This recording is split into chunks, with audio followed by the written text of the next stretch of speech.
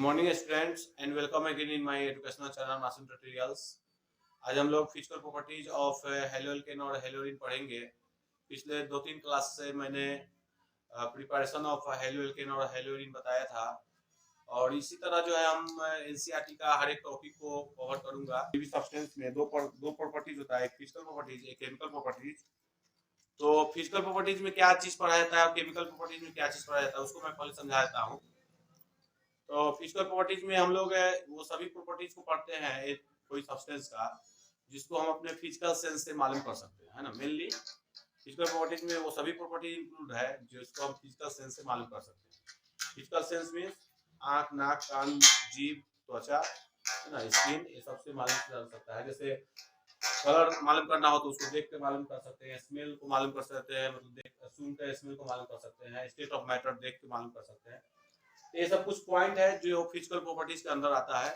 आपसे अगर कोई भी क्वेश्चन में एग्जाम में पूछे फिजिकल प्रॉपर्टीज तो यही सब चीज को डिफाइन करना होता है कि उसका कलर क्या होगा, स्मेल क्या होगा, स्टेट ऑफ मैटर क्या होगा, पोलैरिटी क्या होगा, मेल्टिंग पॉइंट और बॉइलिंग पॉइंट क्या होगा, डेंसिटी, सॉल्युबिलिटी, ये सभी पॉइंट आता है ना। तो मैं ये यही सभी पॉइंट को मैं यहाँ पर एक्सप्लेन करूंगा और इसके बाद जो क्लास होगा अगले क्लास में हम लोग केमिकल प्रॉपर्टीज ऑफ हेलोल्केन पढ़ेंगे। तो पहला जो पॉइंट है कलर, है ना। तो फिर हेलोल्केन का जो कलर होता है वो अधिकांशतः जो है प्योर फॉर्म में हेलोल्केन जो है कलरलेस होता है प्योर फॉर्म में, ठीक है। लेकिन वही अगर आयोडो आयोडोएल्केन और ब्रोमो एल्केन को देखा गया है कि अगर उसको सनलाइट के प्रेजेंस में रखा जाता है तो उसमें कलर डेवलप हो जाता है, ठीक। उसके बाद स्मेल, तो स्मेल में क्या है कि कुछ वोलेटाइल हेलोल्केन जो होते हैं वो स्वीट स्मेल के होते हैं, ठीक है। सभी नहीं लेकिन कुछ है वोलेटाइल। वोलेटाइल बोलते हैं जो ऐसा कंपाउंड जो जल्द मतलब बहुत जल्द ही गैस में बहुत कन्वर्ट हो जाए, इसको वोलेटाइल बोला जाता है। तो कुछ ऐसे वोलेटाइल हेलोल्केन होते हैं जो स्वीट स्मेल के होते हैं, ठीक है।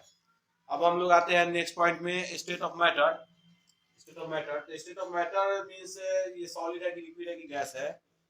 तो देखा गया है कि लोअर हेलोल्केन जो होते हैं, लोअर मतलब ऐसा हेलोल्केन जिसमें कार्बन का संख्या कम होता है वो गैस होते हैं, ठीक है। और जैसे जैसे कार्बन का संख्या बढ़ता चला जाएगा उसका स्टेट भी धीरे धीरे लिक्विड होगा, गैस से लिक्विड, उसके बाद सॉलिड। तो इसको समझते हैं कि ऐसा क्यों होता है। क्योंकि नंबर ऑफ कार्बन कम होने से उसका साइज कम रहेगा, छोटा रहेगा। जैसे अगर एग्जांपल के तौर पर ले लिया जाए क्लोरोमीथेन, क्लोरोमीथेन है तो इसमें नंबर ऑफ कार्बन 1 है। तो क्लोरोमीथेन साइज जो है छोटा है और जैसे जैसे कार्बन का संख्या बढ़ता चला जाएगा साइज बढ़ता चला जाएगा। तो साइज जब जिसका ज्यादा बड़ा होता है तो उसमें वांडर वाल फोर्स जो है ज्यादा होता है, ठीक है। तो वांडर वाल फोर्स ज्यादा होने के कारण जो है उसमें मॉलिक्यूल्स मॉलिक्यूल्स के बीच में स्ट्रॉन्ग बॉन्ड रहेगा और इसी कारण वो जो है उसका स्टेट धीरे धीरे गैस से लिक्विड होगा और लिक्विड से सॉलिड होगा। मतलब लोअर मेंबर जो होते हैं वो गैसियस स्टेट में होते हैं और जिसमें अब उसके बाद जैसे जैसे कार्बन का संख्या बढ़ता चला जाएगा उसका स्टेट जो है लिक्विड से सॉलिड होता चला जाता है। I hope you understand this. Next है पोलैरिटी। तो देखे कि मैंने कार्बन कार्बन और हाइड्रोजन के बॉन्ड का नेचर भी पढ़ाया हुआ है एक टॉपिक में, है ना। तो इस अभी फिर से देख लेते हैं कि हेलोएल्केन में कार्बन और ये हाइड्रोजन है और यहाँ पर कार्बन जो है और थ्री से और डिफरेंट थ्री एटम से बॉन्ड बनाया हुआ होगा। लेकिन यहाँ पर ये जो कार्बन और हाइड्रोजन के बीच का बॉन्ड है ये होता है डेल माइनस में और ये होता है डेल प्लस में। सॉरी सॉरी, ये होता है डेल माइनस में और ये डेल प्लस में। क्योंकि हाइड्रोजन जो है हाईली इलेक्ट्रोनेगेटिव है, ये माइनस में ये प्लस में होगा तो ये माइनस और प्लस होने का मतलब ये कैसा नेचर, ये कैसा कंपाउंड है, पोलर इन नेचर होता है, पोलर इन नेचर। इसीलिए हम बोल सकते हैं कि हेलोएल्केन जो होता है, हेलोएल्केन का haloalkane are polar in nature होते हैं due to the presence of highly electronegative halogen atom, ठीक है कि नहीं।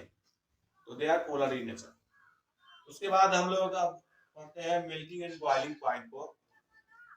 तो मेल्टिंग और बॉइलिंग पॉइंट में जैसे बॉइलिंग पॉइंट अगर देखा जाए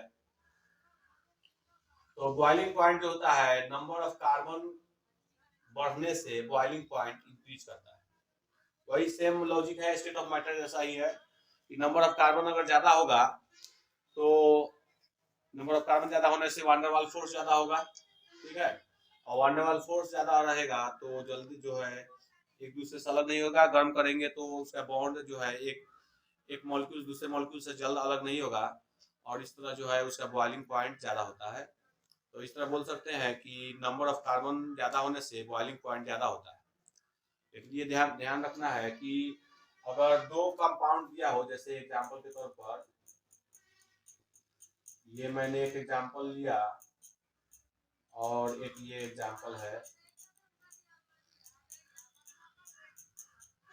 दोनों इसमें भी एक कार्बन इंक्रीज कर देता हूँ, दोनों में मैंने सेम कार्बन लिया है, इसका दोनों का मास जो है सेम है ना, दोनों का मास सेम है, लेकिन ये स्ट्रेट चेन हुआ और ये ब्रांच हो गया।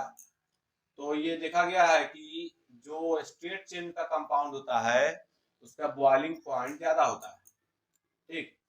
Boiling point of straight chain haloalkane are more as compare to branched haloalkane, because due to the larger size of straight chain molecules, the van der Waals force is more in this haloalkane. But in branched haloalkane, the surface area is decreased, है ना, या इसका जो है size छोटा हो जाता है, छोटा साइज होने के कारण और सरफेस एरिया का कम होने के कारण जो है इसका बॉइलिंग पॉइंट कम होता है ना। आप एनसीईआरटी बुक में देख सकते हैं, बहुत सारा एग्जांपल दिया हुआ आपको मिलेगा कि जो स्ट्रेट चेन कंपाउंड होते हैं उसका बॉइलिंग पॉइंट ज्यादा होता है, जो ब्रांच चेन कंपाउंड होते हैं उसका बॉइलिंग पॉइंट कम होता है, ठीक है। जैसे जैसे ब्रांच बढ़ता चला जाएगा बॉइलिंग पॉइंट कमता चला जाता है ना। सबसे ज्यादा बॉइलिंग पॉइंट इसका होगा। अगर एक और एग्जांपल अगर ऐसा हो CH3 CH3 तो सबसे ज्यादा जो बॉइलिंग पॉइंट होगा इसका होगा, इसका नाम है ब्रोमो ब्यूटेन, इसका नाम होगा 2 methyl 1 bromo 2 methyl butane propane. इसका नेम क्या करेंगे, कैसे करेंगे, तो 1 नंबर में ब्रोमीन है, 2 नंबर में क्या है, मेथिल है, तो ब्रोमीन बी से स्टार्ट होता है, ठीक है। तो इसलिए पहले 1 ब्रोमो नेम करेंगे, कैसे 1 ब्रोमो 2 मेथिल प्रोपेन, इसका नाम होगा 1 2 3 2 ब्रोमो 2 मेथिल प्रोपेन। तो इसमें देखा जाए कि सबसे ज्यादा बॉइलिंग पॉइंट जो है ये इन ब्रोमो ब्यूटेन का होगा, सबसे ज्यादा बॉइलिंग पॉइंट। उससे कम बॉइलिंग पॉइंट जो है 1 ब्रोमो 2 मेथिल प्रोपेन का होगा, और उसके बाद सबसे कम बॉइलिंग पॉइंट जो है इसका होगा, due to the because the in bromoalkane the size is larger, so the van der Waals force is more, है ना। I hope you understand this। अच्छा, उसके बाद अभी मेल्टिंग पॉइंट देखते हैं। तो मेल्टिंग पॉइंट में ये देखा गया है कि मेल्टिंग पॉइंट जो होता है, अगर हेलोएरिन का बात किया जाए तो ये एक एग्जांपल मैं ले रहा हूँ,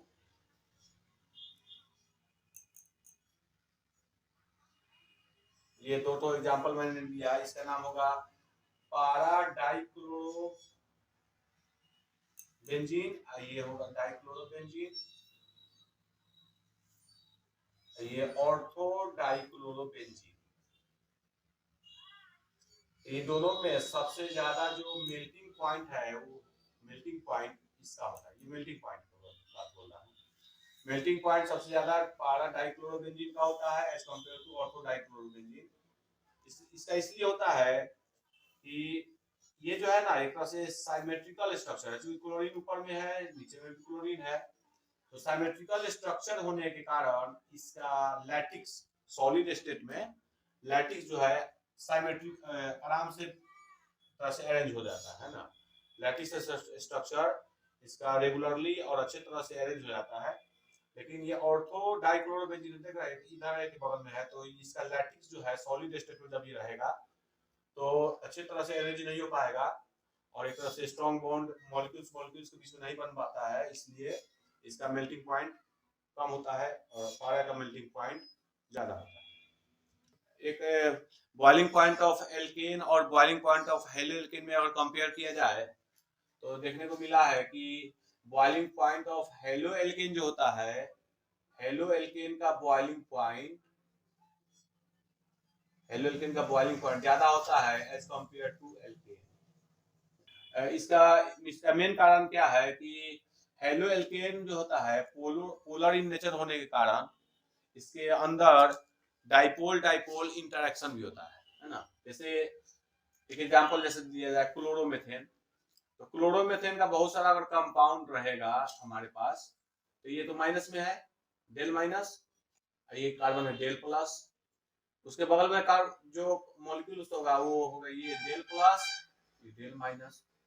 देखे यहाँ पर ये माइनस है ये प्लस है, तो ये दोनों के बीच में एक एक्स्ट्रा बॉन्ड ये होगा, है ना। उसी तरह एक और अगर क्लोरोमीथेन रहेगा, क्योंकि हमारे पास बहुत सारा क्लोरोमीथेन का मॉलिक्यूल्स होगा, ये प्लस में है ये माइनस में है, तो फिर ये दोनों के बीच में एक एक्स्ट्रा बॉन्ड है, तो इसी को बोलते हैं dipole dipole interaction. Dipole dipole interaction. तो डाइपोल डाइपोल इंटरएक्शन होने के कारण हेलो एल्केन का जो बॉइलिंग पॉइंट होता है वो ज्यादा होता है एज कंपेयर टू एल्केन। ठीक है, तो अभी तक हम लोग कलर समझे, स्मेल समझे, स्टेट ऑफ मैटर देखा, पोलैरिटी देखा, मेल्टिंग पॉइंट, बॉइलिंग पॉइंट देखा। ठीक है, अब डेंसिटी देखते हैं कि डेंसिटी जो होता है ब्रोमो और आयोडो और पॉलीक्लोरो का डेंसिटी वाटर से ज्यादा होता है, क्योंकि ब्रोमो आयोडो और पॉलीक्लोरो मतलब ऐसा हेलो एल्केन जिसमें क्लोरीन का संख्या एक से ज्यादा हो उसको पॉलीक्लोरो एल्केन कहेंगे। तो उसका डेंसिटी जो है वाटर से ज्यादा होता है, क्योंकि ये ब्रोमो आयोडो और क्लोरीन पॉलीक्लोरो ये सब का मास जो है ज्यादा है, और ज्यादा मास होगा तो उसका डेंसिटी भी ज्यादा होगा। ठीक है, तो ये देखने को मिला है कि ब्रोमो आयोडो और पॉलीक्लोरो का डेंसिटी वाटर के डेंसिटी से ज्यादा होता है। डेंसिटी ज्यादा मतलब ये पानी में डूब जाएगा। ठीक है कि नहीं। अब सॉल्युबिलिटी है कि सॉल्युबिलिटी जो है ये पोलर है, लेकिन पोलर जो है बहुत वीक, ज्यादा स्ट्रॉन्ग पोलर इन नेचर नहीं है, ज्यादा पोलैरिटी नहीं होता है, और इसीलिए ये वाटर में अच्छे तरह से घुलता नहीं है। देखिए सॉल्युबिलिटी के बारे में मैं अच्छे तरह समझाता हूँ कि पहले से अगर वाटर पहले से है हमारे पास, ठीक है, तो वाटर में बहुत सारा वाटर का मॉलिक्यूल्स होगा, और एक वाटर का हाइड्रोजन दूसरे वाटर के ऑक्सीजन के साथ एक हाइड्रोजन बॉन्ड बनाए हुए रहता है। ठीक है, और इस वाटर में अगर आप बाहर से हेलो एल्केन डाल रहे हैं तो हेलो एल्केन में भी पहले से अपना एक बॉन्ड है जिसको डाइपोल डाइपोल इंटरेक्शन कह रहे थे ना। ये माइनस में है ये प्लस में है, दोनों के बीच में डाइपोल डाइपोल इंटरेक्शन है। लेकिन जब ये दोनों को एक साथ मिलाया जाता है एक साथ, तो सॉल्युबल होने के लिए कंडीशन है कि ये बॉन्ड टूटना पड़ेगा और ये बॉन्ड का टूटना पड़ेगा। टूटेगा उसके बाद वाटर जो है इसके साथ एक बॉन्ड बनाए तो वो जो है सॉल्युबल हो जाएगा। लेकिन यहाँ पर ऐसा हो नहीं पाता, क्योंकि यह बॉन्ड जो है वाटर वाटर के बीच में जो हाइड्रोजन बॉन्ड है वो भी बहुत मजबूत है, और ये डाइपोल डाइपोल इंटरेक्शन का भी बॉन्ड थोड़ा मजबूत है। तो इसी कारण जो है ये बॉन्ड ब्रेकअप नहीं होने के कारण ये जो है वाटर में सॉल्युबल नहीं होता है। वही अगर होता है कि ये मॉलिक्यूल्स वाटर के साथ एक अगर स्ट्रॉन्ग बॉन्ड बनाता तो ये जो है हेलो एल्केन वाटर में सॉल्युबल होता है। जिस तरह एल्कोहल होता है, एल्कोहल जो है वाटर के साथ हाइड्रोजन बॉन्ड बनाता है और इसलिए वाटर में वो सॉल्युबल होता है, लेकिन यहाँ पर ये सॉल्युबल नहीं है। ठीक है कि नहीं, क्योंकि ये जो है वाटर के साथ हाइड्रोजन बॉन्ड ये सब नहीं बनाता। लेकिन वही सॉल्युबिलिटी देखा जाए हेलो एल्केन का ये ऑर्गेनिक कंपाउंड में तो सॉल्युबल होता है, मतलब ऑर्गेनिक कंपाउंड में हेलो एल्केन सॉल्युबल होता है, लेकिन वाटर के में सॉल्युबल नहीं होता है। ठीक है कि नहीं।